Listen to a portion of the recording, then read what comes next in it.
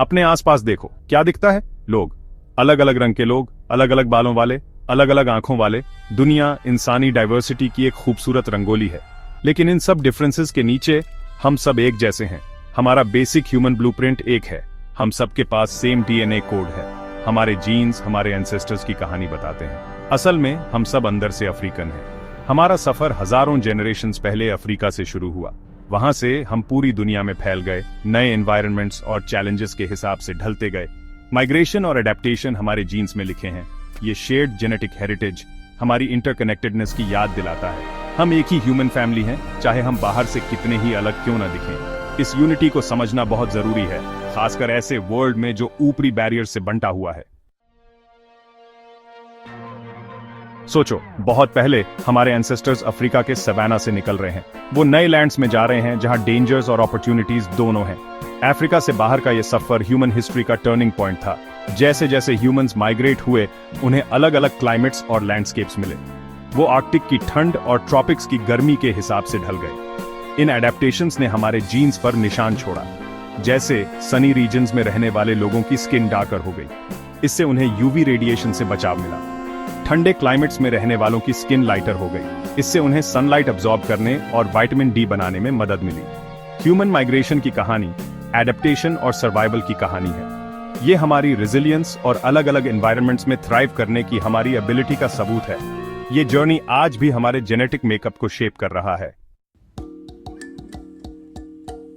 Arctic के InvIT लोगों को देखो, वो एक्सट्रीम कोल्ड और कम सनलाइट में रहने के आदी हो गए हैं। उनके शरीर हीट बचाने के लिए स्टॉकी और स्ट्रांग हो गए हैं। उनके जीन्स में चेंजेस हैं जो उन्हें फैट्स ज्यादा एफिशिएंटली प्रोसेस करने में मदद करते हैं। अब हिमालयाज में रहने वाले टिबेटन्स के बारे में सोचो। वो पतली हवा में रहते हैं जहां ऑक्सीजन कम होता है। उनके शरीर एल्टीट्यूड सिकनेस से निपटने के लिए यूनिक एडेप्टेशंस डेवलप कर चुके हैं। उनके जीन्स इन चेंजेस को रिफ्लेक्ट करते हैं, रेड ब्लड सेल प्रोडक्शन को इन्फ्लुएंस करते हैं। ये सिर्फ दो एग्जांपल्स हैं कि कैसे ह्यूमंस अपने सराउंडिंग्स के हिसाब से अडेप्ट हुए हैं। ऑस्ट्रेलिया के डेजर्ट से लेकर अमेज़न के रेन फॉरेस्ट तक हमारे जीन्स हमारे एंसेस्टर्स के ओवरकम किए गए चैलेंजेस को रिफ्लेक्ट करते हैं। ये एडेप्टेशंस नेचुरल सिलेक्शन के पावर का सबूत हैं। ये दिखाते हैं कि कैसे हमारा एनवायरनमेंट जनरेशंस तक हमारी बायोलॉजी को शेप कर सकता है। इन एडेप्टेशंस को समझने से ह्यूमन एवोल्यूशन के बारे में वैल्यूएबल इनसाइट्स मिलते हैं। एक ऐसा टाइम इमेजिन करो जब ह्यूमंस सिर्फ बेबीज ही दूध डाइजेस्ट कर सकते थे। हजारों सालों तक यही हमारा रियलिटी था। फिर कुछ रिमार्केबल हुआ। एक जेनेटिक म्यूटेशन आया जिससे कुछ एडल्ट्स लैक्टोज डाइजेस्ट करने लगे, जो दूध में पाया जाने वाला शुगर है। ये म्यूटेशन, जिसे लैक्टेज परसिस्टेंस कहते हैं, एग्रीकल्चर के राइज के साथ हुआ। जो लोग दूध डाइजेस्ट कर सकते थे, उनके पास न्यूट्रिशन का नया सोर्स था। वो ज्यादा हेल्थी थे और उनके ज्यादा बच्चे थे। इस एडवांटेज की वजह से लैक्टेज परसिस्टेंस जीन तेजी से फैला। आज दुनिया की 1/3 से ज्यादा पॉपुलेशन एडल्टहुड में लैक्टोज डाइजेस्ट कर सकती है। ये एक प्राइम एग्जाम्पल है कि कैसे कल्चरल प्रैक्टिसेस हमारे जेनेटिक मेकअप को इन्फ्लुएंस कर सकते हैं। ये जीन्स, कल्चर और एवोल्यूशन के डायनामिक इंटरप्ले को भी हाईलाइट करता है। लैक्टेज परसिस्टेंस की कहानी दिखाती है कि नेचुरल सिलेक्शन में ह्यूमन ट्रेट्स को शेप करने की कितनी पावर है। ये एक रिमाइंडर है कि एवोल्यूशन एक ऑनगोइंग प्रोसेस है जो चेंजिंग कंडीशंस के हिसाब से हमारी स्पीसीज को लगातार शेप कर रहा है। सेक्शन 5, जब जीन्स कम हो जाते हैं। इमेजिन करो, लोगों का एक छोटा ग्रुप एक रिमोट आइलैंड पर आइसोलेटेड हो जाता है। वो अपने साथ लार्जर पॉपुलेशन के जेनेटिक डाइवर्सिटी का सिर्फ एक छोटा सा हिस्सा लेकर जाते हैं। ये जेनेटिक बॉटलनेक का एक एग्जाम्पल है। Genetic bottlenecks migration, natural disasters या ऐसे दूसरे इवेंट्स की वजह से हो सकते हैं जिनसे पॉपुलेशन साइज ड्रास्टिकली कम हो जाती है। वैसे तो ये इनहेरेंटली नेगेटिव नहीं है, लेकिन बॉटलनेक्स फ्यूचर जनरेशंस की हेल्थ के लिए इंप्लीकेशंस रखते हैं। जब जेनेटिक डाइवर्सिटी कम होता है तो रेयर जेनेटिक डिजीजेस ज्यादा कॉमन हो सकती है। ऐसा इसलिए क्योंकि हार्मफुल म्यूटेशंस के पास होने के चांसेस ज्यादा होते हैं। जब जेनेटिक वेरिएशन कम होता है, उनके इफेक्ट्स को बफर करने के लिए जेनेटिक बॉटलनेक्स को समझना कंजर्वेशन एफर्ट्स और हेल्थ डिस्पैरिटीज को एड्रेस करने के लिए क्रूशल है। ये पॉपुलेशंस की रेजिलियंस और वेलबीइंग के लिए जेनेटिक डाइवर्सिटी की इंपॉर्टेंस को हाईलाइट करता है।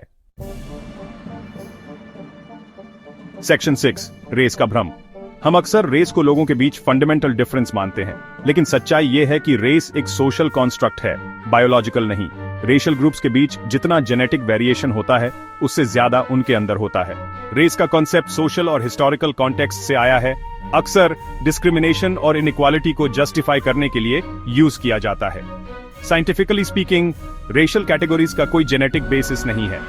ह्यूमन जीनोम प्रोजेक्ट ने कंफर्म किया कि ह्यूमंस अपना 99.9% डीएनए शेयर करते हैं। जो थोड़ा सा जेनेटिक वेरिएशन है वो रेशियल कैटेगरीज के हिसाब से अलाइन नहीं करता। हम जितना अलग हैं उससे कहीं ज्यादा एक जैसे हैं। रेस के बायोलॉजिकल रियलिटी होने के मिसकंसेप्शन को चैलेंज करना जरूरी है। ये एक हार्मफुल मिथ है जो प्रेजुडिस को बढ़ावा देता है और ह्यूमन डाइवर्सिटी की हमारी अंडरस्टैंडिंग को हिंडर करता है। सेक्शन 7, टेस्ट ट्यूब में डाइवर्सिटी। मेडिसिन के फील्ड के बारे में सोचो। रिसर्चर्स अक्सर जेनेटिक डेटा का यूज करके डिजीजेस स्टडी करते हैं और ट्रीटमेंट्स डेवलप करते हैं। लेकिन क्या होता है जब ये डेटा प्राइमरीली एक ही पॉपुलेशन ग्रुप से आता है? जेनेटिक रिसर्च में डाइवर्सिटी की कमी एक सीरियस प्रॉब्लम है। इससे बायस्ड रिजल्ट्स और अंडर रिप्रेजेंटेड पॉपुलेशंस के लिए इनइफेक्टिव ट्रीटमेंट्स मिल सकते हैं। ये डिस्पैरिटी हेल्थ इनइक्वालिटीज को और बढ़ा देती है। हमें ज्यादा इंक्लूसिव रिसर्च चाहिए जो ह्यूमन जेनेटिक वेरिएशन के पूरे स्पेक्ट्रम को रिफ्लेक्ट करे। इसके लिए डाइवर्स बैकग्राउंड्स के पार्टिसिपेंट्स को एक्टिवली रिक्रूट करना होगा और ऐसे रिसर्च मेथड्स डेवलप करने होंगे जो पॉपुलेशन डिफरेंसेस को अकाउंट करें। इस इम्बैलेंस को एड्रेस करना सिर्फ साइंटिफिक एक्यूरेसी के बारे में नहीं है, ये हेल्थ इक्विटी के बारे में है। हर किसी को ऐसे मेडिकल ट्रीटमेंट्स तक एक्सेस डिजर्व करता है जो उनके लिए इफेक्टिव हों, चाहे उनका एंसेस्ट्री कुछ भी हो। सेक्शन 8, हमारे जीन्स का फ्यूचर। एक ऐसा फ्यूचर इमेजिन करो जहां ह्यूमंस अर्थ के बाहर जाकर दूसरे प्लैनेट्स पर कॉलोनीज बनाएं। स्पेस ट्रैवल और मार्स पर लाइफ के चैलेंजेस के हिसाब से हमारे जीन्स कैसे अडेप्ट होंगे? ये एक ऐसा सवाल है जिसके बारे में साइंटिस्ट्स पहले से ही सोच रहे हैं। स्पेस एक्सप्लोरेशन ह्यूमन बॉडी के लिए यूनिक चैलेंजेस प्रेजेंट करता है, रेडिएशन एक्सपोजर से लेकर माइक्रोग्रेविटी तक। ये पॉसिबल है कि नेचुरल सिलेक्शन ऐसे नए जेनेटिक एडेप्टेशंस को फेवर करेगा जो इन एक्सट्रीम एनवायरनमेंट्स में थ्राइव करने की हमारी एबिलिटी को एनहांस करें। साथ ही जीन एडिटिंग टेक्नोलॉजी में एडवांसमेंट्स ह्यूमन एवोल्यूशन के फ्यूचर के बारे में गहरे एथिकल क्वेश्चंस उठाते हैं। क्या हम डिजीजेस से बचने के लिए, अपनी लाइफ स्पैन बढ़ाने के लिए, या यहां तक कि दूसरे प्लैनेट्स को कॉलोनाइज करने के लिए अपने जीन्स को एनहांस कर पाएंगे? आने वाले डिकेड्स हमारे जीन्स के बारे में नए डिस्कवरीज और एथिकल डिलेमास जरूर लाएंगे। ये हमारी रिस्पॉन्सिबिलिटी है कि हम इन एडवांसमेंट्स को केयरफुली कंसिडरेशन के साथ अप्रोच करें, ये इंश्योर करते हुए कि ये पूरी ह्यूमैनिटी को बेनिफिट करें। सेक्शन 9, ह्यूमैनिटी की रंगोली। अफ्रीका के प्लेन्स से लेकर ऊपर स्टार्स तक ह्यूमैनिटी की कहानी डाइवर्सिटी और एडेप्टेशन की कहानी है।